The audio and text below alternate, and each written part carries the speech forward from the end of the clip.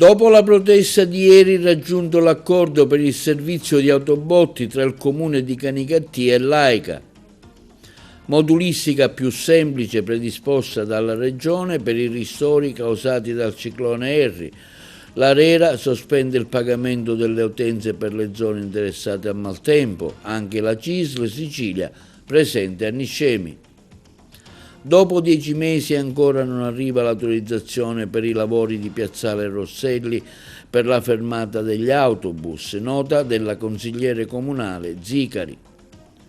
Nessun istituto prevede quest'anno, all'ultimo anno, la materia della filosofia, nostra intervista al professor Dino Barone. Predisposto il programma per il Carnevale a Ravanusa dal 13 febbraio al 17 con tanti spettacoli. Il Carnevale di Sciacca rinviato per via del maltempo di una settimana. 5 lavoratori in nero scoperto dai carabinieri dello Ispettorato del Lavoro a Porto Empedocle, una ditta del settore della commercializzazione di prodotti alimentari. La Custom Favara perde ancora contro il Gelbison, intervista al mister Infantino.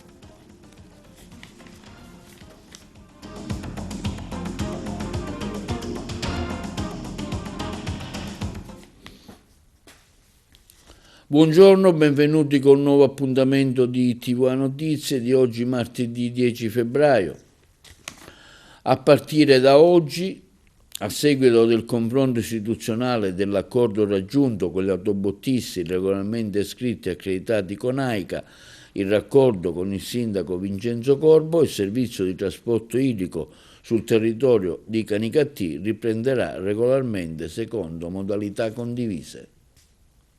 A partire da oggi, 10 febbraio, a seguito del confronto istituzionale dell'accordo raggiunto con gli autobottisti regolarmente iscritti e accreditati con AICA in raccordo con il sindaco Vincenzo Corbo di Canicattì, il servizio di trasporto idrico sul territorio comunale riprenderà regolarmente secondo le modalità condivise, organizzate e improntate alla tutela dell'interesse collettivo. Il ripristino del servizio avviene nel pieno rispetto del contratto sottoscritto con AICA, si legge in una nota diffusa dall'azienda, e delle regole del servizio idrico integrato con l'obiettivo di ristabilire ordine, continuità del servizio, legalità a beneficio dell'intera comunità. Le modalità operative del servizio e i contatti diretti, il servizio di trasporto idrico verrà svolto dagli autobottisti regolarmente iscritti e accreditati presso l'AICA, che opereranno in autonomia ricevendo le richieste direttamente dai cittadini tramite contatto telefonico ai numeri loro dedicati. A tal fine l'AICA ha pubblicato sul proprio sito istituzionale un elenco ufficiale degli autobottisti autorizzati con i relativi recapiti, così da garantire trasparenza, chiarezza e immediata accessibilità per gli utenti. Gli autobottisti potranno servire utenti regolarmente allacciati ad AICA, utenti in fase di regolarizzazione che abbiano presentato l'istanza completa tramite la PEC oppure domanda di nuova utenza o regolarizzazione presso gli sportelli dell'azienda. Il rispetto di tali condizioni consente di garantire continuità del servizio, correttezza delle operazioni a tutela della legalità. 4 punti di carico dedicati e personale AICA presente per assicurare efficienza, operatività e rapidità del servizio. L'azienda agrigentina ha messo a disposizione degli autobottisti 4 punti di carico loro dedicati.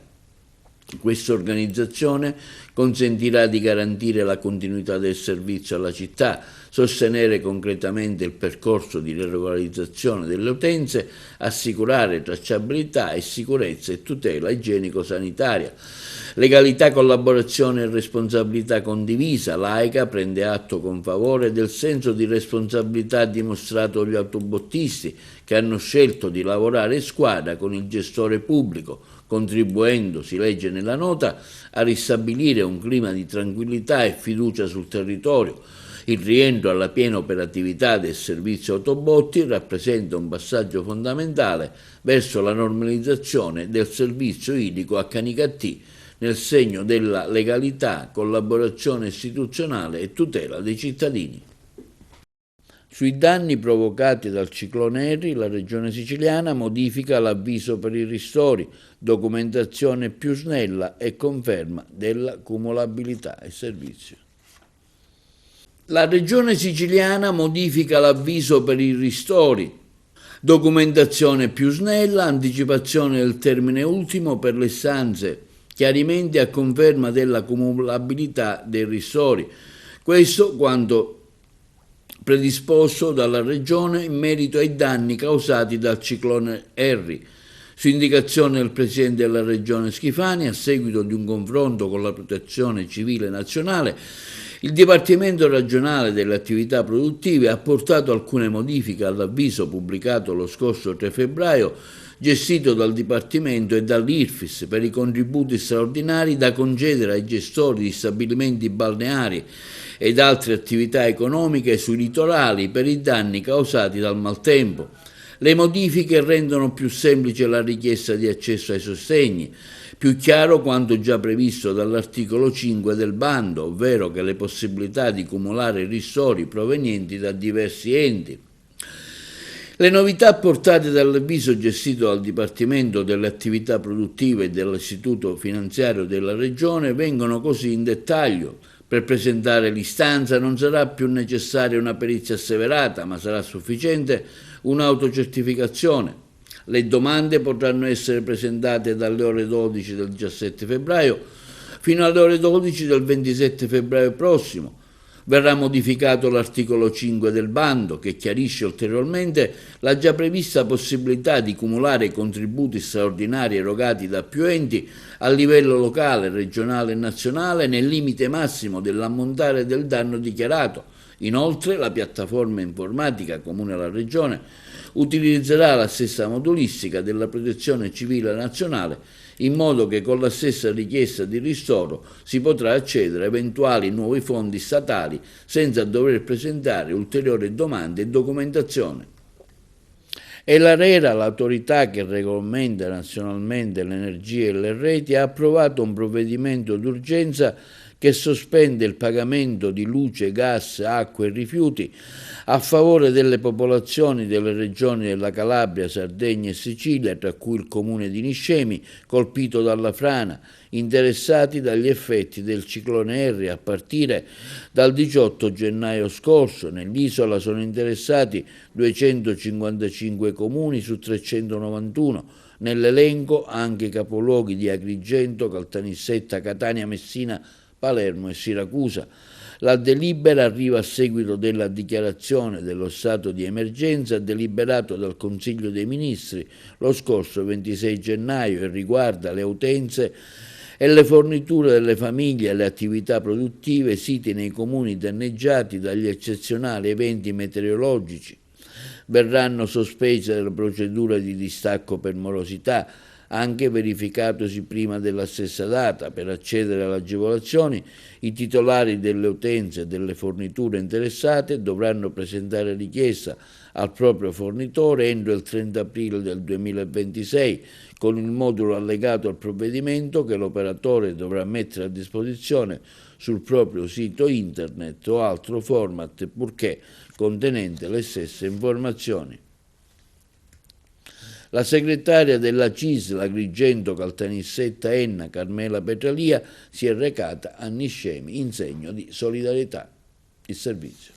La segreteria generale della CISL di Agrigento, Caltanissetta, Enna, Carmela Petralia si è recata a Niscemi in rappresentanza della CISL siciliana e ha incontrato il sindaco Massimiliano Valentino Conti a seguito del grave movimento franoso che ha colpito la città, ha determinato una situazione di forte criticità per la popolazione. La CISL ha voluto rappresentare un gesto concreto di solidarietà e vicinanza alla cittadinanza colpita in un momento di grande difficoltà per il territorio, comunicando su indicazione della CISL Sicilia e in accordo con i servizi CAF e INAS saranno messi a disposizione della cittadinanza i servizi di supporto, in particolare per l'assistenza nella compilazione della documentazione, nella richiesta di contributi, bonus e alloggi e in tutte le pratiche connesse all'emergenza. In questo quadro la sede CISL di Niscemi in via Mazzini sarà pienamente operativa e potenziata, con apertura dal lunedì al venerdì, garantendo la presenza del gruppo dirigente locale, delle varie federazioni di categoria, dei servizi, delle associazioni del sistema CISL per offrire un punto di riferimento stabile alla popolazione. Nel corso dell'incontro la CISL ha ribadito il proprio appello alle istituzioni affinché vengano adottati con tempestività i provvedimenti necessari per affrontare e superare l'emergenza, garantendo così sicurezza, assistenza e risposte alle famiglie coinvolte. La CISL è qui per portare solidarietà alla cittadinanza di Niscemi, ha dichiarato la segretaria generale della CISL di Agrigento, Caltanissetta ed Enna, Carmela Petralia, e per rilanciare con forza un messaggio alle istituzioni e alla politica. Questa comunità non deve essere lasciata sola, è necessario mantenere alta l'attenzione e individuare nel più breve tempo possibile soluzioni efficaci affinché le persone evacuate possano ritrovare sicurezza e normalità. La CISL continuerà a seguire con attenzione l'evolversi della situazione, confermando la propria disponibilità a collaborare con le istituzioni e a sostenere concretamente i cittadini di Niscemi. E la Presidente della Sesta Commissione Consiliare del Comune di Agrigento, Roberta Zicari, denuncia come il giallo dei bagni autopulenti, costati ben 156.000 euro dalla tassa di soggiorno, ancora non sono stati installati dopo 4 anni. Un altro giallo, afferma la Zicari, incombe su Agrigento. Chi e perché non vuole autorizzare i lavori per avere una fermata degli autobus regolari in piazzale Rosselli? Durante l'ultimo question time l'assessore Principato ha dichiarato di aver sollecitato alla Regione il sopralluogo nell'aprile del 2025, ma che a oggi nessuno abbia risposto. Com'è possibile, afferma la Zicari, che in 10 mesi dalla Regione non sia arrivato nessuno? Siamo sicuri che la richiesta sia arrivata a destinazione? A questo punto chiede l'intervento del Presidente Schifani e dell'assessore Aricò. Agrigento ha davvero bisogno di una fermata regolare per gli autobus, non possiamo continuare ad avere una sosta precaria su strada. E l'ASP di Agrigento comunica di aver affidato la direzione medica di presidio degli ospedali riuniti di Sciacca e Ribera, dando l'incarico ad interim al dottor Filadelfio Adriano Cracò. I servizi.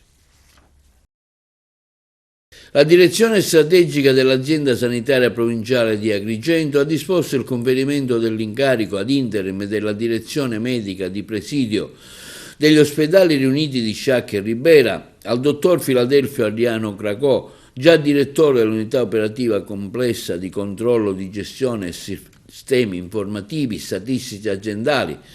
Il dottor Cracò, mantenendo contestualmente precedenti incarichi, assumerà la direzione con decorrenza dal 16 febbraio prossimo, temporaneamente, e nelle more del relativo concorso in fase di espletamento, garantendo integrazione organizzativa e supporto strategico alle attività del presidio. La nomina, comunica l'azienda dell'ASP di Agrigento, si è resa necessaria al fine di garantire continuità, efficacia gestionale e piena operatività alla direzione medica di presidio, tenuto conto dell'attuale assetto organizzativo delle varie unità operative ospedaliere. La direzione dell'ASP di Agrigento rivolge pertanto un particolare ringraziamento per la professionalità e la dedizione dimostrata al dottor Ignazio Galizia, quale attuale direttore medico di presidio. Il suo ruolo di direttore dell'unità operativa complessa, pronto soccorso e stanteria richiede oggi una presenza continuativa, un impegno costante e prioritario nella conduzione e nel potenziamento delle attività dell'area emergenza-urgenza. A supporto dell'incarico del dottor Cracò, il dottor Francesco Petrusa, direttore dell'unità operativa complessa di anestesia e rianimazione di Sciacca, assicurerà collaborazione operativa e sostituzione in caso di impedimento, temporanea assenza. Vediamo adesso un'intervista al professor Dino Barone sugli esami di maturità. Nessun indirizzo di scuole superiori prevede al quinto anno la materia della filosofia. Ecco, la novità di oggi riguarda un fatto sicuramente che lei ha sottolineato molto, la mancanza della lingua della filosofia, dello studio della filosofia nelle scuole superiori. Sì, abbiamo notato in famiglia che, e con gli amici che insegnano negli istituti superiori di Agrigento, perché erano di Agrigento, comunque italiani, che nessun indirizzo di scuole superiori quest'anno prevede al quinto anno, ai cosiddetti esami di maturità, la filosofia come materia orale e nemmeno scritta. C'è la storia, la matematica al liceo classico, cose strane. Ma la filosofia, la mancanza della filosofia, noi che siamo, ho anche mandato subito la notizia al sindaco 3 giorni fa di Agrigento, perché lui è sindaco di Agrigento, della capitale della cultura, perché la capitale della cultura non è che finiva a fine gennaio o a fine dicembre scorso, la capitale della cultura dura fino al 2028 e bisogna sottolineare che la capitale della cultura non è d'accordo con questa scelta un po' scellerata, perché la mancanza della filosofia significa la mancanza del pensiero. La filosofia è una materia importantissima che attraversa tutte le altre materie, tra cui per esempio la matematica. Infatti Pitagora era filosofo, ma era anche il grande matematico del teorema di Pitagora e di altri teoremi, e così Euclide e tanti altri. Pertanto, cosa voglio dire? Che il Parco Letterario, insieme alla Capitale della Cultura, a quale noi abbiamo aderito, seppur poi non siamo riusciti per volontà, non si sa ancora di chi, ma sarà la Corte dei Conti a stabilire, gli investimenti che avevano assegnato per il Parco Letterario. Cosa vogliamo dire? Che la Capitale della Cultura non è d'accordo col fatto che la filosofia sia stata esclusa dagli esami di maturità. E come dice un mio buon amico, che tra l'altro ha una grande dimensione, un grande ruolo ad Agrigento, perché esercita un ruolo importantissimo, non faccio nomi, la responsabilità di questo degrado intellettuale che porta al bullismo, al cyberbullismo, è in gran parte della scuola e dei genitori e dei presidi, che non sanno ancora dove mettere le mani perché non hanno un'autonomia mentale, l'hanno perduta. L'autonomia mentale che si aveva appunto con lo studio della filosofia, della storia in maniera critica, come mi insegnava l'ultima presa che ho avuto, che ha aperto un corso di filosofia proprio al liceo scientifico Leonardo, molto dignitoso, a parte, fatto con professori del nord che venivano appositamente per fare studiare la filosofia e i corsi di filosofia agli studenti in maniera critica. La parola fondamentale è la critica. È uno studio critico che bisogna insegnare ai ragazzi non con l'ausilio del cellulare, non che con i cellulari vengono levati. Qui si sta andando verso l'assurdo, si va verso, diciamo, ieri sera mi diceva un mio amico che tra l'altro è geometra a scuola scientifica, si va verso l'abolizione di tutte le materie che lasciano pensare, fanno pensare, inviano stimoli al pensiero dei giovani, dei ragazzi e dei nuovi cittadini che si vanno a preparare a 18 anni e che invece si vanno a inserire in uno studio proprio acritico, senza possibilità di essere liberi del pensiero. A Messina il prossimo 28 marzo una mobilitazione per il ponte, alta velocità e futuro per il Mezzogiorno. I colleghi di Messina. Un sì deciso al ponte sullo Stretto, all'alta velocità ferroviaria e a un modello di sviluppo sostenibile per il Mezzogiorno. E questo è il messaggio lanciato dal movimento promotore della manifestazione, in programma sabato 28 marzo a Messina, che chiama a raccolta cittadini e istituzioni di Sicilia e Calabria per chiedere un cambio di passo sulle grandi infrastrutture strategiche. Nel mirino degli organizzatori finiscono quelli che definiscono polemiche sterili e il benaltrismo, che, a loro avviso, ha contribuito per anni a mantenere le due regioni ai margini dello sviluppo nazionale. Basta con chi vuole rendere Sicilia e Calabria terre di disoccupazione emarginazione e mancanza di opportunità, si legge nel comunicato, che denuncia una sottrazione sistematica di risorse destinate alle infrastrutture del Sud. Il ponte sullo stretto viene indicato come il simbolo di una visione più ampia, che comprende il potenziamento della rete ferroviaria e autostradale, l'arrivo dell'alta velocità fino in Sicilia e una nuova centralità logistica per i porti di Calabria e Sicilia. Secondo i promotori, l'opera consentirebbe di abbattere i costi dell'insularità, ridurre i tempi di attraversamento dello stretto a pochi minuti e favorire una transizione ecologica basata sul trasporto ferroviario, riducendo l'uso di navi e aerei.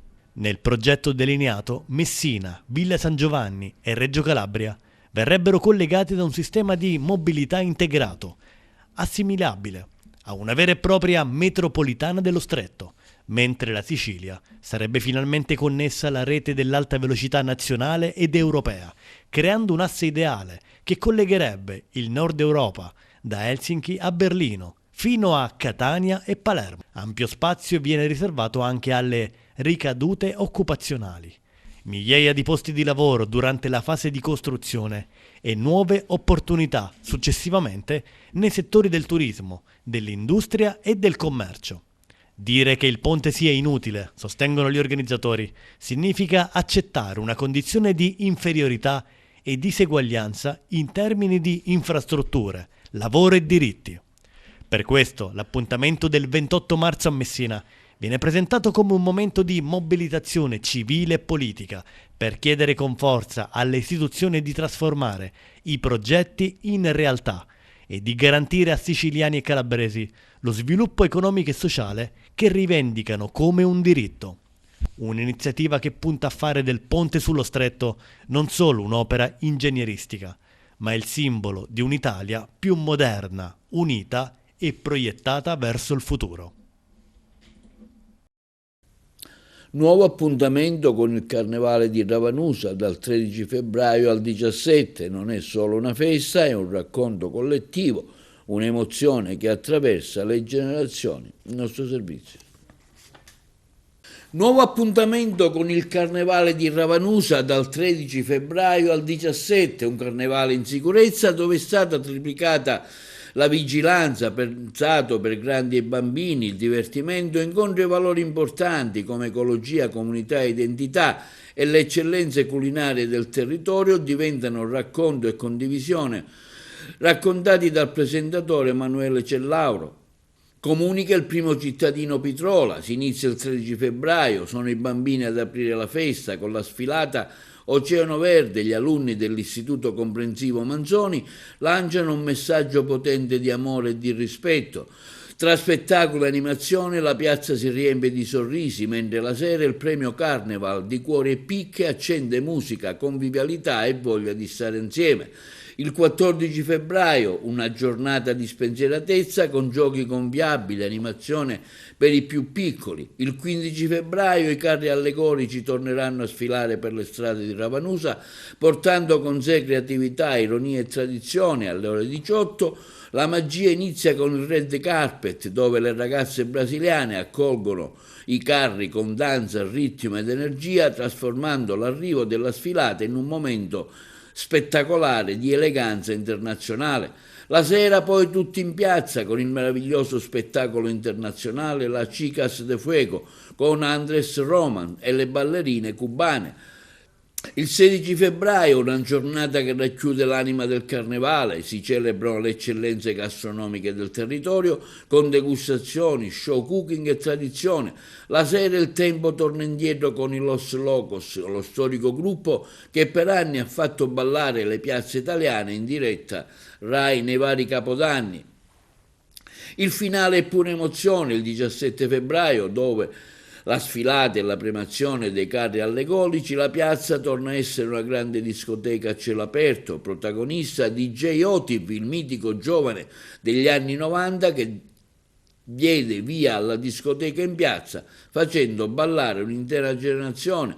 A chiudere la serata il gran finale con J7, il nostro orgoglio, Mr. Rai a Bonetta, Vox, fino a notte fonda. E il comune di Sciacca comunica che a causa delle previsioni meteorologiche fortemente avverse che impediscono il montaggio dei carri, lo svolgimento in totale sicurezza delle attività previste per il Carnevale di Sciacca viene posticipato di una settimana. Si terrà venerdì 20, sabato 21 e domenica 22 febbraio, sabato 28 e domenica 1 marzo.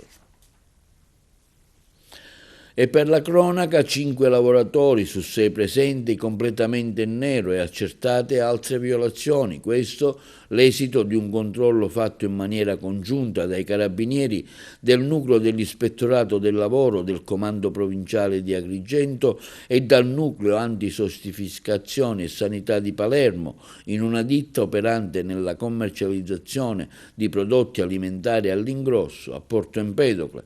Gli specialisti dell'Arma hanno ordinato l'immediata sospensione dell'attività imprenditoriale per la presenza di lavoratori in nero e per gravi violazioni in materia di sicurezza sui luoghi del lavoro.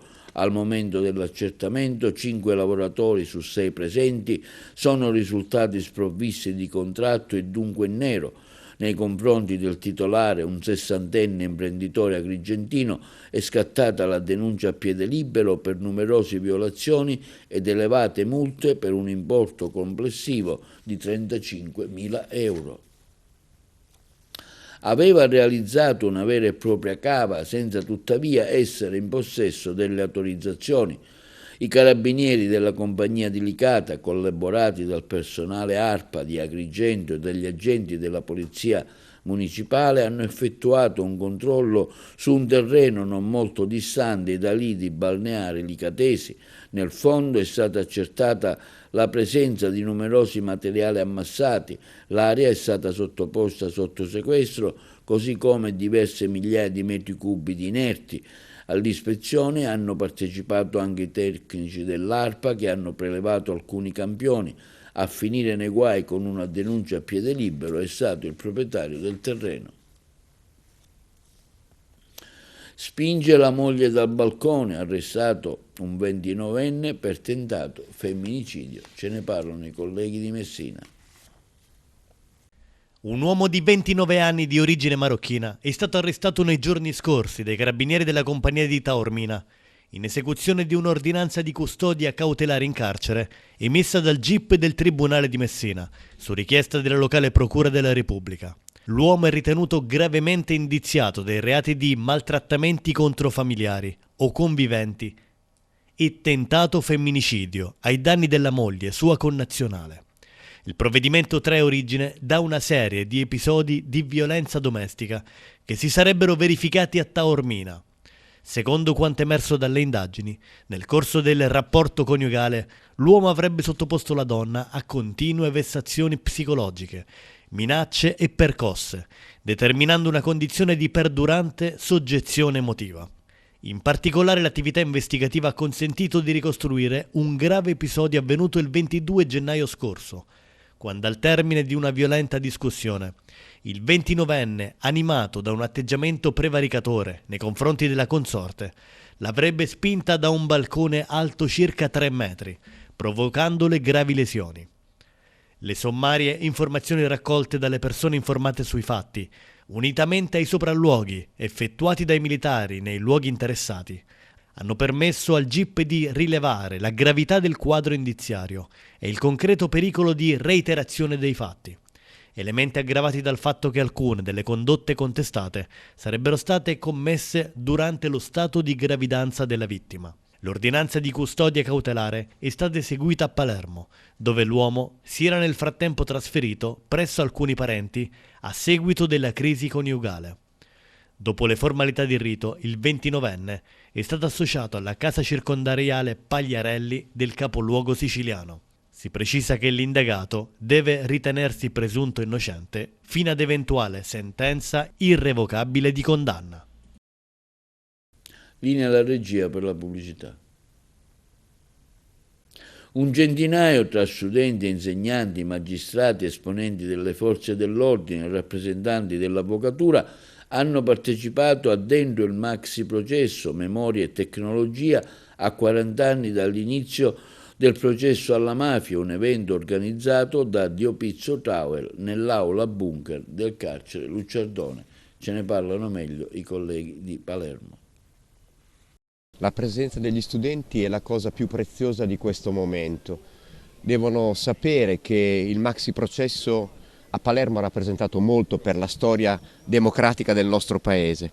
È stato un momento anche di autocoscienza nazionale, perché è stata l'occasione per conoscere davvero le tragedie perpetrate da Cosa Nostra, ma è stato un fatto importante anche perché ha dimostrato che la democrazia, lo Stato di diritto sono più forti, e infatti questa azione di contrasto al male assoluto che è stata ed è Cosa Nostra è avvenuta con gli strumenti dello Stato di diritto e con l'impegno e la passione civile di tanti uomini dello Stato che hanno investito tutte le loro risorse per dare delle risposte credibili. È stato un fatto importante perché il fenomeno di Cosa Nostra è un fenomeno mostruoso e c'è il rischio che a forza di guardare negli occhi un mostro tu diventi come un mostro. Invece col maxi processo si è dimostrato che con la Costituzione e con lo Stato di diritto e naturalmente con l'impegno e la passione di tanti uomini dello Stato le risposte credibili si possono dare. Mi rendo conto di essere stato coprotagonista, per carità, di un evento storico che oggi stiamo ricordando, ma a cui l'attributo storico va proprio riconosciuto, perché la mafia era legata a una grande impunità, diciamo la verità, e il maxi processo ha segnato una svolta in cui lo Stato ha dimostrato che quando decide di esserci c'è con gli strumenti legati al diritto. Infatti io alla fine della mia requisitoria ho proprio fatto questo accoppiamento di parole: il diritto che vince sul delitto, cioè lo Stato risponde con le sue garanzie di costituzionalità, processuali e tutto. Nei confronti dei criminali l'aggettivo mi è difficile trovarlo. E quella giornata è una giornata storica perché segna l'affermazione dello Stato. MUST 23 è un museo immersivo che sorge a Capaci per raccontare soprattutto ai più giovani 33 anni di storia della lotta alla mafia, ecco, partendo dalla strage di Capaci per raccontare anche tutto l'impegno e i successi degli ultimi anni. Ma parlando della strage di Capaci non potevamo che fare un passo indietro per raccontare quello che è stato il processo del secolo, il processo che ha messo alla sbarra la mafia, il primo grande successo dello Stato sulla mafia. Ecco allora che per avvicinare soprattutto i più giovani a fatti avvenuti 40 anni fa, che loro per forza di cose non hanno potuto conoscere, non hanno vissuto, abbiamo ricostruito con la realtà virtuale l'aula bunker, permettendo così al visitatore, indossando dei visori, di trovarsi in aula durante le fasi del processo, quindi rivivere la stagione del maxi processo e gli eventi salienti, quindi gli eventi anche drammatici ma quelli anche tragicomici, e capire e comprendere fino in fondo questa pagina di storia. Abbiamo fatto di più, abbiamo digitalizzato oltre 16.000 pagine degli atti del maxi processo e questo progetto va oltre il museo perché chiunque può accedere da casa propria e conoscere questi atti del maxi processo, ma soprattutto può interrogarli perché abbiamo applicato l'intelligenza artificiale a queste pagine e quindi facendo delle semplici domande possiamo avere le risposte che troviamo. Ecco, abbiamo tolto la polvere dagli archivi in cui erano posati questi faldoni per renderli accessibili a tutti. Nuova sconfitta per il Castrum Favara sul campo della Gelbison, che brucia parecchio, anche perché la classifica si fa sempre più critica. La compagine di Piero Infantino si trova così in penultima posizione, a un solo punto dalla terzultima, occupata da Cirreale, San Caldese, Ragusa e Messina. Vi proponiamo il servizio della partita realizzato dai colleghi di 105 TV e una nostra intervista al mister Infantino al termine della gara. La Gelbison non sbaglia con il Castrum Favara e sfrutta al meglio la prima delle due partite casalinghe vincendo 2-0. Nonostante il match parta non in modo spumeggiante, i rossoblù nel primo tempo creano diverse occasioni con Kosovan tra i migliori in campo, Liscomi e De Martino, ma anche grazie al portiere De Silvestro la gara non si sblocca.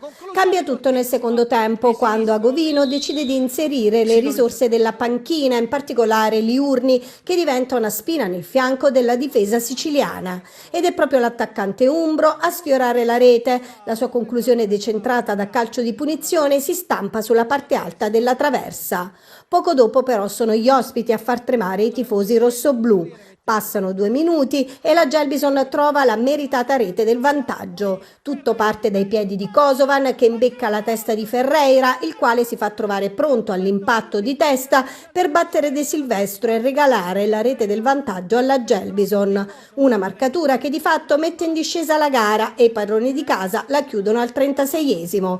Questa volta il protagonista è Liurni che dopo essersi liberato lascia partire un preciso e violento tiro a giro che finisce nell'angolo alto e sigla il 2-0. Una bella marcatura che chiude la sfida e fa salire la Gelbison a ridosso delle migliori. E domenica 15 febbraio altro turno casalingo. Al Giordano di Castelnuovo Cilento arriva il Ragusa.